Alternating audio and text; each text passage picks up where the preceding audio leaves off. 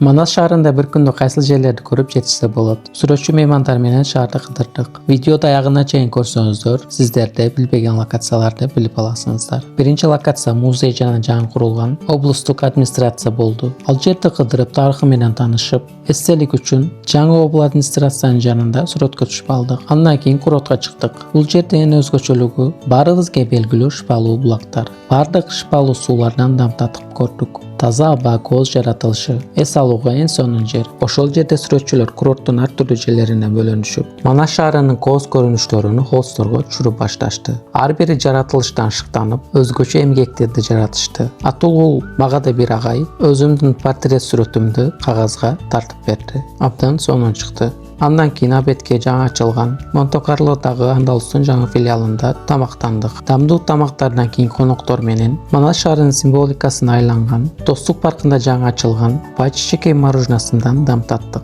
Баарына абдан жакты. Кийинки локация Sky эл аралык мектеби болду. Бул жер Манас шаарындагы эң заманбап мектептерден бири. Кембридж системасы менен окутулат. Ал мектептин жетекчилиги тарабынан мектепти ичине экскурсия кылып, тааныштырып, маалыматтарды берди. Ошентип бир күн ичинде Манас шаарынын негизги жана кызыктуу жерлерин кыдырып, сонун күндү өткөрдүк. Достор, эгер бул видео силерге жаккан болсо, мага катталып, лайк басууду унутпаңыздар. Алдында мындан да кызыктуу видеолор силерди күтүп жатат.